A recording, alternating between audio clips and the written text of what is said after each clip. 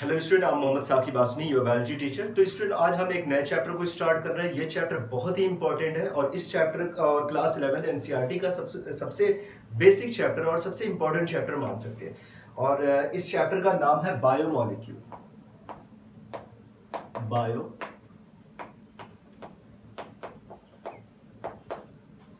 Molecules.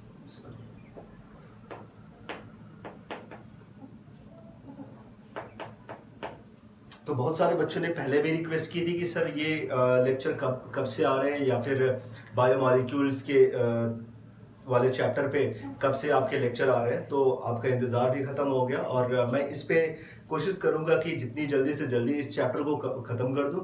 और साथ ही में आपका ये वाला चैप्टर भी चलता रहेगा जो क्लास 12 एनसीईआरटी में हम चला रहे हैं, मॉलिक्यूलर बेसिस ऑफ इनहेरिटेंस। तो चैप्टर को साथ में लेके चलने की कोशिश करते हैं, तो 11th का सिलेबस भी कवर होता रहेगा और 12th का सिलेबस भी कवर होता रहेगा। ओके, तो सबसे पहले हम स्टार्ट करते हैं कि आखिर ये बायोमॉलिक्यूल्स होते क्या है और हम हमारे इस चैप्टर के पढ़ने का इंपॉर्टेंस क्या है। देखिए, सबसे पहली चीज, अगर जैसे हमारी ये ह्यूमन की बॉडी है, एनिमल की बॉडी है, ह्यूमन या एनिमल की बॉडी है, ठीक है, ह्यूमन। अब कोई पूछेगा कि हमारी बॉडी की जो सबसे स्मॉलेस्ट यूनिट है वो क्या है, तो हम कहेंगे सेल। क्योंकि हम बायोलॉजी पढ़ते हैं तो हम जानते हैं cell is the smallest structural and functional unit of life. इसके बारे में हम पहले ही पढ़ चुके हैं, क्लास 9 से या फिर उससे भी छोटी क्लासेस से पढ़ते हुए आ रहे हैं। लेकिन अगर कोई पूछे ये सेल किससे बने होते हैं, तो आप कहोगे सर सेल तो सेल ऑर्गेनेल के बने होते हैं, उसमें ढेर सारे ऑर्गेनेल पाए जाते हैं, उसमें माइटोकॉन्ड्रियाज पाए जाते हैं, उसमें कवरिंग पाई जाती है, सेल कवरिंग, जैसे आपकी मेम्ब्रेन हो गई, प्लाज्मा मेम्ब्रेन हो गई, आपकी सेल वॉल हो गई, और उसके अलावा उनके अंदर जो ग्राउंड सब्सटेंस होता है वो पाया जाता है, जिसको हम साइटोप्लाज्म बोलते हैं या साइटोसोल बोलते हैं, साइटोसोल, ठीक है, या साइटोप्लाज्म, ये पाया जा रहा है। तो इन चीजों से मिलके बने होते हैं। तो मैंने कहा कि चलो ठीक है, माइटोकॉन्ड्रिया के बारे में बात करते हैं, सेल मेम्ब्रेन के बारे में बात करते हैं, ये बताओ ये किसके बने होते हैं। तो आप कहोगे सर ये कुछ केमिकल से मिलके बने होते हैं। हमने कहा कि चलो मेम्ब्रेन के बारे में बताओ, मेम्ब्रेन किसके बने हुए, आपके प्लाज्मा मेम्ब्रेन किसके बनी हुई। तो आप कहोगे सर वो फॉस्फोलिपिड और प्रोटीन के बनी हुई। तो आप तुरंत लिपिड एंड प्रोटीन का नाम लेंगे।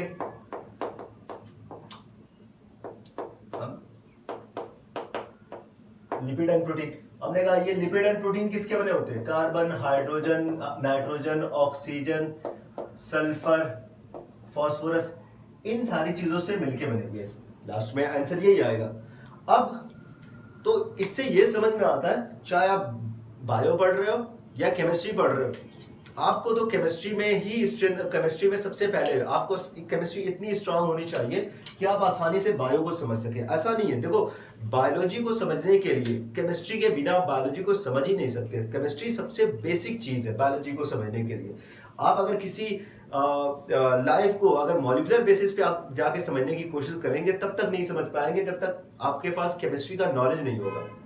तो हमें केमिस्ट्री के बारे में थोड़ा से जानकारी रखनी है। ऐसा नहीं कि हम सिर्फ बायोलॉजी पढ़ के हम एनिमल्स के नेम एंड प्लांट्स के साइंटिफिक नेम रट के हम एक अच्छे स्टूडेंट बन सकते हैं बायोलॉजी के, तो वो नामुमकिन है। हमें उसके लिए हमारी केमिस्ट्री भी अच्छी होनी चाहिए, हमारी फिजिक्स भी अच्छी होनी चाहिए।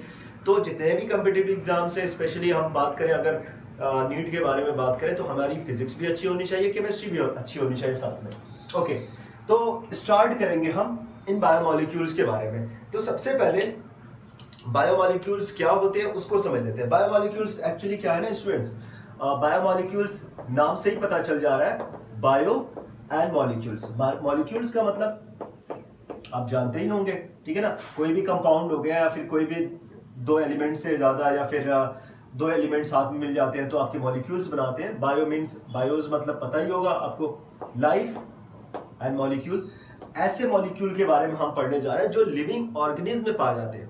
अब लिविंग ऑर्गेनिज्म किसके बने होते हैं, सेल के बने होते हैं, टिश्यू के बने होते हैं। हम टिश्यू को लेते हैं, हम उसको ग्राइंड करते हैं, हम उनको चेक करते हैं, उनका एनालिसिस सेल की या फिर टिश्यू के केमिकल कंपोजिशन का एनालिसिस करते हैं और उससे पता कर लेते हैं कि सेल के अंदर क्या पाया जा रहा है। हमने छोटा सा पार्ट लिया, किसी भी बॉडी का कोई पार्ट लिया, हमने उसके केमिकल कंपोजिशन का एनालिसिस किया और ये मान लिया कि हमारी पूरी बॉडी में वही सारी चीजें पूरी बॉडी में पाई जा रही है, मतलब हमारी पूरी बॉडी में यही सारी चीजें पाई जा रही है। एक सेल के बारे में अगर आपने पढ़ लिया कि एक सेल इतने परसेंट वाटर से मिलकर बनी हुई, इतना परसेंट प्रोटीन पाया जा रहा है, तो हम एक अंदाजा लगा लेते हैं कि हमारी बॉडी में भी लगभग उतना ही वाटर और इतनी ही सारी चीजें हमारी बॉडी के अंदर भी पाई जाती होंगी। ओके, तो बायोमोलिक्यूल क्या है उसको समझने की कोशिश करते हैं। तो सिंपली आप ये जान लें, नाम से ही पता चल रहा है, बायोमोलिक्यूल का मतलब those molecule which are found in a cell. एक सेल के अंदर पाए जाने वाले जो मॉलिक्यूल्स होते हैं, एक सेल के अंदर जो पाए जाने वाले केमिकल्स होते हैं, हम उनको बायोमोलिक्यूल्स कह सकते हैं। ओके, अब ये बायोमोलिक्यूल्स जो है इनका एनालिसिस कैसे करेंगे, या फिर आप ये कह लीजिए कि all compounds that we get from the living tissue और from the living cell is called biomolecule. ऑल compounds that we get from a living tissue। ये डिफिनेशन आपकी एनसीईआरटी में लिखी कि एक लिविंग टिश्यू के अंदर से पाए जाने वाले सारे कंपाउंड, एक लिविंग टिश्यू के अंदर से पाए जाने वाले एक लिविंग सेल के अंदर पाए जाने वाले सारे बायोमोलिक्यूल क्या कहलाते हैं? एक्चुअली बायोमोलिक्यूल, सारे मॉलिक्यूल्स आपके बायोमोलिक्यूल्स कहलाते हैं। ओके, आई होप कि आपको इतना समझ में आ गया बायोमोलिक्यूल्स क्या है। तो बायोमोलिक्यूल्स का मतलब वो मॉलिक्यूल्स जो लिविंग ऑर्गेनिज्म के अंदर पाए जाते हो। अब ये सारे के सारे सेम होते हैं या डिफरेंट होते हैं? देखिए, हमारी बॉडी ऑलमोस्ट उन्हीं सारी चीजों से, फॉस्फोलिपिड, प्रोटीन, न्यूक्लिक एसिड, उन सारी चीजों से मॉलिक्यूल से मिलकर बनी हुई है। आप किसी बैक्टीरिया की सेल की स्टडी कर लीजिए, बैक्टीरिया की सेल की केमिकल कंपोजिशन की स्टडी करिए, या फिर प्लांट की सेल लीजिए, उसके केमिकल कंपोजिशन की स्टडी करिए, एनिमल की सेल की केमिकल कंपोजिशन की स्टडी करिए। ऑलमोस्ट सारी चीजें जो होती है ना, सेम वैसे ही होती है।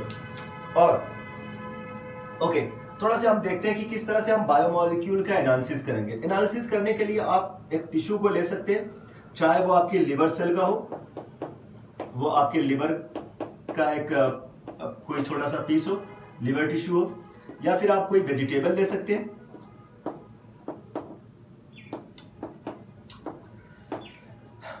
हम फिलहाल जो बात कर रहे हैं वो पढ़ रहे हैं एनालिसिस के बारे में। हम बायोमोलिक्यूल, किसी भी सेल के अंदर पाए जाने वाले बायोमोलिक्यूल का एनालिसिस कैसे करेंगे, हम उसके बारे में समझने की कोशिश कर रहे हैं। ओके, तो लिवर टिश्यू को ले लिया हमने उसे क्या किया? ग्राइंड किया। ओके, अब इसको ग्राइंड करने के लिए हम किसका यूज करते हैं? मोर्टार एंड पेशल का यूज करते हैं।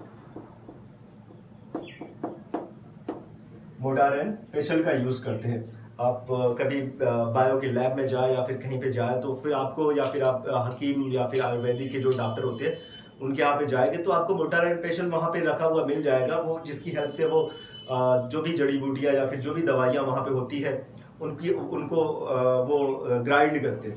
ओके, वो ग्राइंड करते हैं और एक स्लरी तैयार करते हैं। स्लरी, अब ये स्लरी क्या होता है समझ लो, एकदम चटनी बना लेते हैं। ठीक है, हमें क्या करना है? हम क्योंकि बायोमोलिक्यूल का एनालिसिस करने जा रहे हैं कि एक टिश्यू के अंदर कौन कौन से मॉलिक्यूल पाए जा रहे हैं, कैसे हम उनका एनालिसिस करेंगे, उसके बारे में बात हो रही है। आपने एक टिश्यू को लिया, उनको मोर्टार एंड पेशल से ग्राइंड करके उनको स्लरी में चेंज किया। अब इसमें आप क्या ऐड कर दोगे? आप इसमें ऐड कर दोगे ट्राई क्लोरो एसिटिक एसिड।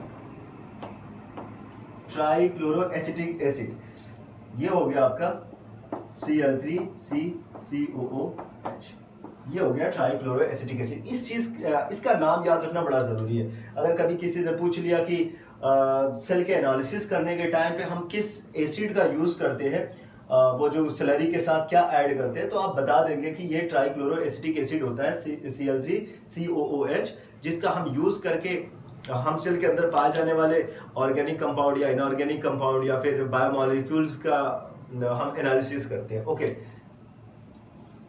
यहां तक हो गया। अब इनको आप ऐड कर देंगे। फॉर एग्जांपल जैसे हमने क्या किया, उनको ग्राइंड किया, फिर हमने उनको टेस्ट ट्यूब में ऐसे ले लिया, स्लरी को ऐसे टेस्ट ट्यूब में ले लिया। अब स्लरी को जब हमने टेस्ट ट्यूब में लिया, हमने बाहर से क्या ऐड किया? ट्राइक्लोरो एसिटिक एसिड को हमने कुछ ड्रॉप ऐड किए। अब इसको कुछ ड्रॉप जब हमने ट्राइक्लोरो एसिटिक एसिड के ऐड कर दिए, अब इनको खूब अच्छे से मिक्स कर दिया, एक सोल्यूशन तैयार किया, और उस सोल्यूशन को क्या किया, एक ऐसे हमने बीकर को लिया या फिर कोई भी बर्तन है उसको ऐसे ले लिया, इसके ऊपर फिल्टर पेपर लगा दिया हमने, फिल्टर पेपर। ओके, अब इस पे हमने इन सारे केमिकल्स को किस पे डाला, हमने जो हमारे पास जो भी सोल्यूशन था हमने इस सोल्यूशन को इस पे डाला और इसके ऊपर डाला। जैसे ही हमने इसके ऊपर पावर किया, ये सारी चीजें ऐसे छोड़ दी, तो कुछ चीजें जो एसिड सॉल्युबल, क्योंकि हमारे पास ट्राइक्लोरो एसिटिक एसिड था, जो एसिड सॉल्युबल, जो एसिड में डिसॉल्व हो गई, वो सारी चीजें कहां पे चली गई, नीचे जाके फिल्टर पेपर को क्रॉस करके चली गई अंदर जाके उस बीकर के या फिर उस बर्तन के जो भी आपके पास चीज थी उसके बॉटम में चली गई, और कुछ चीजें यहीं पे रुक गई। तो बहुत सारे बायोमोलिक्यूल्स वो कहां पे चले गए, नीचे चले गए, और कुछ मॉलिक्यूल्स ऊपर ही रह गए। जो बायोमोलिक्यूल्स, अब इस बेस पे आप उनको क्लासिफाई कर लीजिए कि जो सोल्यूशन है वो कितने पार्ट में डिवाइड कर दिया आपने उस सोल्यूशन को। आपने उस सोल्यूशन को 2 पार्ट में डिवाइड कर दिया। एक हो गया आपका retentate which couldn't cross that filter paper, retentate, और सेकंड जो होता है वो आपका क्या होता है, फिल्ट्रेट। एक तो हो गया आपका रिटेंटेड, एक हो गया आपका फिल्ट्रेट। जो रिटेंटेड है ये एक्चुअली एसिड इनसॉल्युबल होता है, एसिड इनसॉल्युबल। जो चीजें, जो बायोमोलिक्यूल्स एसिड में डिसॉल्व नहीं हो पाई, वो कहां पे रुक गई, फिल्टर पेपर के ऊपर रुक गई, जिसको हमने रिटेंटेड कहा, that was the acid insoluble compounds. और जो चीजें नीचे चली आई, जो भी केमिकल उसमें, जो भी सोल्यूशन नीचे चला आया, जो भी नीचे आके बॉटम में इकट्ठा हो गया, उसको हमने कहा एसिड सॉल्युबल कंपाउंड या एसिड सॉल्युबल कंपाउंड, या हमने उसको फिल्ट्रेट बोल दिया। फिल्ट्रेट जो होते हैं वो एसिड सॉल्युबल थे, जो डिसॉल्व हो गए वो क्रॉस करके नीचे आ गए, जो एसिड में डिसॉल्व नहीं हुए वो फिल्टर पेपर पे रुक गए। ओके, तो हमें ये 2 चीजें मिली। अब देखो कुछ जगहों पे या फिर इसके बारे में कुछ लोगों ने और लिखा हुआ है कि सर जो रिटेंटेट है ये मैक्रो बायोमोलिक्यूल होते हैं, और जो फिल्ट्रेट होते हैं ये माइक्रो बायोमोलिक्यूल होते हैं। ठीक है, ये भी सही है, बट मैं इस चीज के बारे में क्लासिफिकेशन जब हम इनका पढ़ेंगे तो क्लासिफिकेशन में हम इनको समझने की कोशिश करेंगे। तो ऐसा नहीं है कि ये चीजें समझ में नहीं आएंगी, ये चीजें आसान है, आराम से समझ में भी आ जाएंगी, बट वहां पे हम क्लासिफिकेशन पढ़ेंगे। बायोमोलिक्यूल को हम अलग अलग बेसिस पे क्लासिफाई करते हैं, कहीं पे मेटाबॉलिक रिएक्शन में इन्वॉल्वमेंट के बेस पे, तो कभी उनके मॉलिक्यूलर वेट के बेस पे, कभी हम उनके प्रेजेंस ऑफ हाइड्रोकार्बन के बेस पे हम उनको अलग अलग पार्ट में क्लासिफाई करेंगे। और जो एनसीईआरटी को समझने के लिए सबसे इंपॉर्टेंट है, मैं उसको नेक्स्ट वाले लेक्चर में समझाने की कोशिश करूंगा। अभी तो फिलहाल हम किसके एनालिसिस के बारे में बात कर रहे हैं, हम बात कर रहे हैं सेल की केमिकल कंपोजिशन या टिश्यू के केमिकल कंपोजिशन के जो एनालिसिस है हम उसके बारे में बात कर रहे हैं। अब देखो, जो फिल्ट्रेट है, मोर than 1000 of biomolecule found in filtrate. Filtrate के अंदर हजारों बायोमोलिक्यूल छन के यहाँ पे आ गए फिल्ट्रेट में, और बहुत ढेर सारे बायोमोलिक्यूल अभी भी ऊपर है रिटेंटेड में। दोनों की स्टडी की गई, तो फिल्ट्रेट की भी स्टडी की गई और रिटेंटेड की भी स्टडी की। अब उसके लिए थोड़ा से हायर लेवल पे जाना पड़ेगा। अब इनको किस तरह से आइसोलेट किया जाता है, कौन कौन से केमिकल का यूज किया जाता है, आप आगे जाके बायोकेमिस्ट्री को भी पढ़ेंगे, आप बड़ी क्लासेस में जाके इनको भी समझने की कोशिश करेंगे, किस तरह से हम प्रोटीन को आइसोलेट कर सकते हैं, किस तरह से हम न्यूक्लिक एसिड को आइसोलेट कर सकते हैं, और किस तरह से हम कार्बोहाइड्रेट को आइसोलेट कर सकते हैं इसमें से। लेकिन याद रखें, बायोमोलिक्यूल ये 4-5 नहीं होते, there are more than 1000 of biomolecule are found in a cell. एक सेल के अंदर हजारों बायोमोलिक्यूल्स होते हैं, और all these biomolecules can be consider as organic and inorganic. अब ये ऑर्गेनिक और इनऑर्गेनिक में डिवाइड किए जा सकते हैं। अब कैसे हम इनको इनऑर्गेनिक या ऑर्गेनिक में तो, लेकिन हम जो स्पेशली जो पढ़ने जा रहे हैं, क्योंकि हमें हजारों तो हम पढ़ नहीं पाएंगे फिलहाल, हम सिर्फ उसके बारे में पढ़ने जा रहे हैं जिनके फंक्शंस, जिनके किसी भी मेटाबॉलिक रिएक्शन में जो उनकी इन्वॉल्वमेंट है वो डायरेक्ट है, और जिनके फंक्शंस स्पेसिफाइड है, जिनके फंक्शन रिकग्नाइज किए जा चुके, आइडेंटिफाई किए जा चुके, हम उनके बारे में पढ़ेंगे। तो शुरू के 5-6 जो है आपके बायोमोलिक्यूल्स, हमें उनके बारे में पढ़ना है, बट होते तो हजारों टाइप के बायोमोलिक्यूल एक सेल के अंदर जो पाए जाते हैं। ओके, अब किस सेल में दो टाइप के, अब इसी के अंदर आप कहोगे ऑर्गेनिक मॉलिक्यूल्स भी होंगे, इनऑर्गेनिक मॉलिक्यूल्स होंगे। अगर हम सिर्फ ऑर्गेनिक मॉलिक्यूल को आइसोलेट करना चाहें तो उसके लिए क्या किया जा सकता है? सेम हम क्या करेंगे, इस लीवर के पीस को लेंगे, हम इसको सुखा देंगे अच्छे से। उस लीवर टिश्यू को हम क्या करेंगे, अच्छे से उसको पहले सुखा देंगे। जब ये पूरी तरीके से सूख जाएगा तो उसमें से जितना भी वाटर होता है वो इवापोरेट हो जाएगा। वाटर क्या हो जाएगा, इवापोरेट हो जाएगा, इवापोरेशन। ठीक है, तो इवापोरेशन के बाद आपके पास एक ड्राई स्ट्रक्चर बचता है, एक ड्राई लिवर टिश्यू बचेगा, लिवर का पीस बचेगा। अब इसको हमने क्या कर दिया, इसको हमने बर्न किया, इसको हमने जला दिया। जब हमने इसको जलाया तो इसमें से बाकी दूसरे जो इनऑर्गेनिक सब्सटेंस है, जैसे थोड़ा बहुत अगर वाटर बचा होगा वो प्लस CO2, ये सारी चीजें भी क्या हो गई होंगी, उसमें से रिड्यूस हो गई होंगी, उनका रिडक्शन हो गया होगा, वो सारी चीजें निकल के बाहर निकल गई, ऑक्सीडाइज हो गई होंगी, और सारी चीजें वाटर और CO2 भी बाहर निकल गया होगा। अब हमारे पास सिर्फ बचा क्या, सिर्फ हमारे पास ऑर्गेनिक कंपाउंड बचे, ऑर्गेनिक कंपाउंड जो है वो बच गए। अब इस ऑर्गेनिक कंपाउंड में क्या क्या आता है हम उसके बारे में आगे बात करेंगे। जैसे कि आपका जो आपका चार्ट दिया हुआ है 9.1 में, वो सारी चीज़ें जो दी गई है, आपका अमीनो एसिड के बारे में दिया गया है, ग्लिसरॉल दिया गया है, फैटी एसिड है, आपका न्यूक्लियोसाइड है, न्यूक्लियोटाइड है, शुगर्स है, और बहुत सारी चीज़ें वहाँ पे दे रखी है। आप उनके बारे में आप एक एक करके पढ़ेंगे। तो हमने यहाँ पे दो चीज़ों के एनालिसिस के बारे में देखा। पहले हमने क्या किया, हमने बायोमोलिक्यूल को एनालिसिस के लिए हमने हमें दो चीजें मिली। बायोमोलिक्यूल्स के एनालिसिस हम करने की कोशिश किए तो हमें दो चीजें मिली। पहले हमने जब एनालाइज किया उसको तो हमारे पास हमें मिला एक फिल्ट्रेट और एक रिटेंटेड। जो हमारे पास फिल्ट्रेट है और रिटेंटेड है उसको, उसमें से ऑर्गेनिक और इनऑर्गेनिक क्या है उसको समझने के लिए हमने दूसरा एनालिसिस किया। उसको किस तरह से कौन सा दूसरा हमने प्रैक्टिकल किया या दूसरा एक्सपेरिमेंट किया।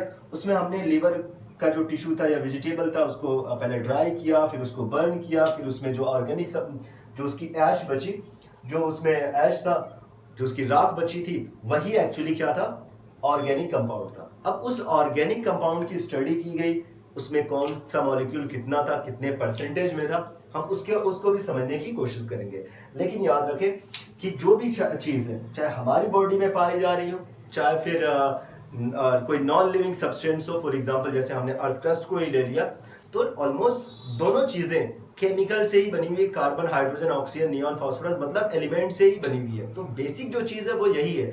और भले से ऐसा नहीं, हमने मिट्टी के टुकड़े को उठाया, उनका केमिकल कंपोजिशन चेक किया, हमने लिवर सेल को लिया, उसमें देखा कि सारी चीज़ें प्रोटीन और इनसे बनी होती है, और वो सारी चीज़ें carbon, hydrogen, nitrogen, oxygen, phosphorus, इन सारी चीज़ों से मिलकर बनी होती है। उनकी केमिकल कंपोजिशन को हमने चेक किया तो सेम केमिकल कंपोजिशन मिला, चाहे हम ह्यूमन का देखें, चाहे एनिमल का देखें, दूसरे एनिमल का, चाहे प्लांट का देखें, चाहे बैक्टीरिया का देखें, चाहे फंजाई का देखें, चाहे अर्थ क्रस्ट का देखें, सबका केमिकल कंपोजिशन एक जैसा ही होता है। बस थोड़ा सा रेशियो कम ज्यादा आपको वहां पे देखने को मिल सकता है। किसी में कार्बन डाइऑक्साइड का, कार्बन का परसेंटेज ज्यादा होगा, किसी में हाइड्रोजन का परसेंटेज ज्यादा होगा, किसी में सिलिकॉन का परसेंटेज ज्यादा होगा, लेकिन सारी चीजें जो होती है वो ऐसे ही होती है। तो हमने दो एक्सपेरिमेंट किए, एक से हमें रिटेंटेड एंड फिल्ट्रेट मिला। बस ये याद रखें कि ये सारे केमिकल्स क्या होते हैं, बायोमोलिक्यूल्स होते हैं, और बायोमोलिक्यूल्स की डेफिनेशन मैंने यहाँ पे लिखी हुई है। और दूसरा एक्सपेरिमेंट किया था, हमें ऑर्गेनिक कंपाउंड चाहिए थे, जो क्योंकि ये सारी चीजें एनसीईआरटी में दे रखी है, इसलिए मैं इनको समझा रहा हूँ। डायरेक्टली या इनडायरेक्टली मैं कोशिश करता हूँ कि सिर्फ एनसीईआरटी पे ही ज्यादा फोकस किया जाए, हमें एनसीईआरटी की सारी चीज एक एक लाइन उसकी समझ में आ जाए। ओके, आई होप कि सारी चीजें आपको यहाँ तक समझ में आ गई। नेक्स्ट वाले लेक्चर में मैं आपको बायोमोलिक्यूल के क्लासिफिकेशन के बारे में बताऊंगा। आई होप कि वो भी सारी चीजें समझ में आ जाएंगी। और हाँ, आप अपने कमेंट बॉक्स, जो बहुत इंपॉर्टेंट है, कमेंट्स जो है वो बहुत इंपॉर्टेंट है मेरे लिए, आप कमेंट बॉक्स में ज़रूर अपने कमेंट्स को डाला करें और अपने फीडबैक दिया करें। अगर कुछ इम्प्रूव किया जा सकता है लेक्चर में तो मैं उसको सुधारने की कोशिश करूँगा, उसको इम्प्रूव किया जाएगा और आपके लिए बेहतर लेक्चर्स और पहले से ज़्यादा अच्छी चीज़ें प्रोवाइड की जा सकती है। ओके, तो आज के लेक्चर में बस इतना ही। Thank you so much.